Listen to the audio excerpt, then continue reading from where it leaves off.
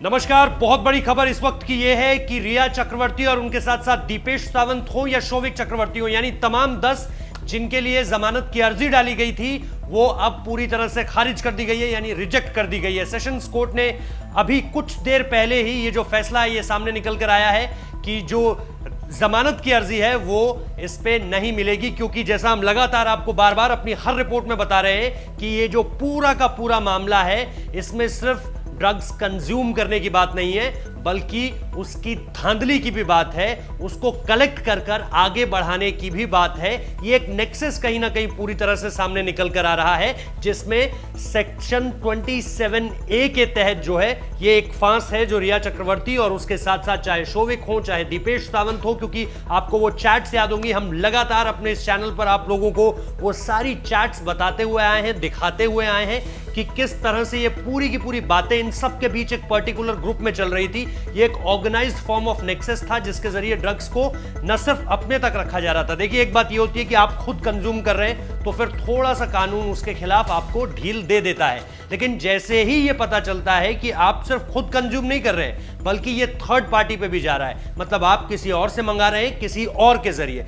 मतलब रिया कभी भी फर्स्ट हैंड जाकर किसी से नहीं मंगाती थी, ये जाती थी किसी दूसरे शख्स के पास जो कि ड्रग डीलर से बातचीत करता था और फिर उसके जरिए ये पूरा का पूरा ड्रग्स जो है वो रिया के पास आता था, शोविक के पास आता था, दीपेश सावंत के पास आता था और उसी कड़ी में इन्होंने सुशांत सिंह राजपूत को भी फंसाया। लेकिन ये जो सारी की सारी चीजें अब निकल कर आ रही है, सेशंस कोर्ट ने सतीश मानचंदे जो लगातार वकील हैं इस पक्ष में, ये कह रहे थे कि तीन एजेंसियां एक लड़की के पीछे लगा दी हैं। वो सुशांत सिंह राजपूत के खिलाफ कह रहे थे कि एक ड्रगी की वजह से एक लड़की फंस रही है। वो सारी की सारी चीजें आज अपने आप एक तरह से जो पहली चोट है उस पर वो लग गई है। अब निश्चित तौर पर हाईकोर्ट का रास्ता बचता है कि हाईकोर्ट जाएंगे और हाईकोर्ट में जाकर ये गुहार लगाई जाएगी कि चीजों को थोड़ा सा रिया चक्रवर्ती के फेवर में किया जाए, लेकिन वो होता हुआ बहुत मुश्किल दिख रहा है, क्योंकि वही जो हमने आपको एक धारा बताई 27A, ये कहीं ना कहीं सबसे बड़ा पेच है इस पूरे के पूरे मसले में, जिसके तहत सिर्फ आप कंज्यूम कर रहे हो तो थोड़ी सी ढील है, लेकिन आप जब इसे थर्ड पार्टी बनकर कहीं और ट्रांसफर कर रहे हैं, यानी इसमें जो 25 नाम जिनका जिक्र हो रहा है कि रिया ने और 25 नामों का जिक्र किया है, वो 25 नाम बहुत ज्यादा अहम हो जाते हैं। क्या रिया चक्रवर्ती उन 25 लोगों तक भी अलग अलग माध्यमों के जरिए, क्योंकि देखिए बहुत सारी ऐसी चैट्स हैं जो अब भी कॉन्फिडेंशियल हैं, जो अब तक आप लोगों के सामने नहीं आई हैं, कुछ ऑफ द रिकॉर्ड हम लोगों को जानकारी है, वो हम लगातार आप लोगों के सामने रख रहे हैं। लेकिन ये जो एक बड़ी जानकारी निकल कर आ रही है कि पूरी की पूरी जो चैट थी उसके जरिए ये कहीं ना कहीं स्टैब्लिश हुआ है, वो निश्चित तौर पर सेशंस कोर्ट के सामने भी रखा गया होगा प्राइमा फेसी प्रूफ के तौर पर, जिसके बाद अब ये सारी की सारी चीजें निकल कर आई है और खारिज हो गई है। पूरी की पूरी जो